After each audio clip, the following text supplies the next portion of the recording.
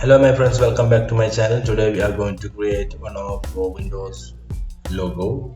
So step 1, go to view and apply a show grid.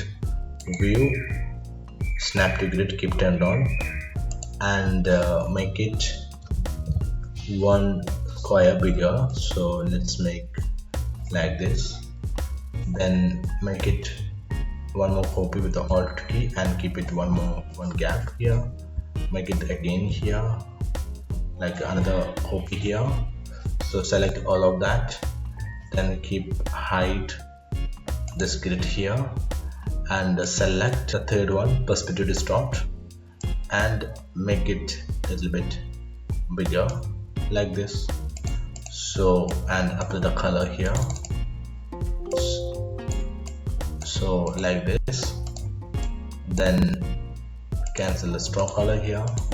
So it's very simple and easy, so please try this. So if you like it, please subscribe and share it. Thank you.